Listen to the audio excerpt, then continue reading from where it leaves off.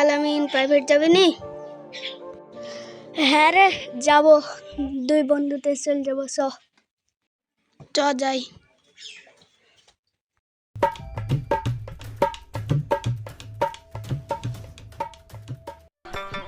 Sir আইব? হ্যাঁ, তোদের কথাই ভাবছিলাম। এ বন্ধু বস।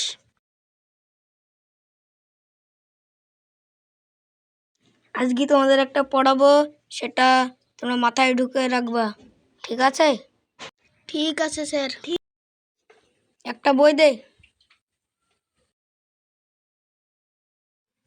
দে। আজকে তোদের আমি মধু আনতে বাঘের মুখে পড়াটা পড়াবো। বনে যাওয়ার কথা আটজন, এক পা পেট পুরে নাস্তা খেয়ে বনে মধু কাটার জন্য তৈরি হলো। ধনায় আটজন ও কপিল। মধু কাটতে 3 জন লোক চাই। একজন চট মুড়ি দিয়ে গাছে উঠে কাস্তে দিয়ে চাক কাটে, আর একজন লম্বা কাঁচা বাঁশের মাথায় মশাল জেলে ধোঁয়া দিয়ে মৌমাছি তাড়ায়।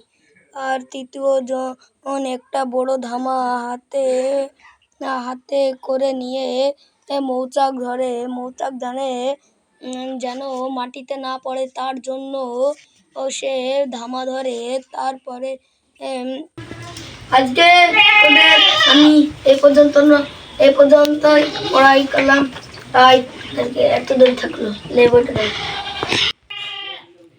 এই আজকে আমি একটা কথা বলবো, তোর টাকা মনে হয় শোধ হয়ে গেছে না? স্যার আমার শোধ হয়ে গিয়েছে। এই সে যাক, তোর এখনো শোধ হয়নি না? 3 মাসের টাকা পাই না কি আমি? হ্যাঁ স্যার। টাকা দিবে না, ওকে আমি ছাড়বো? বুল এন্ড মানে কি? এন্ড মানে পিপড়ি। এই তুই বল টাইগার মানে কি? স্যার টাইগার মানে তো আমি পারবো না। এত সহজ বানা তুই পারবি নি?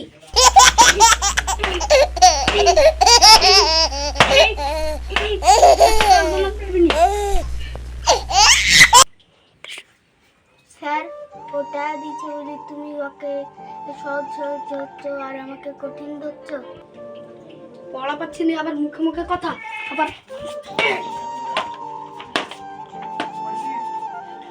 আর আপনি বলেন দিলি টাইগার মানে কি?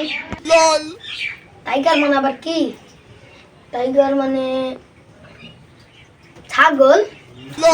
স্যার ভুল বললি, থাক বলবো না, মারবে। যা, আজকে তোদের ছুটি।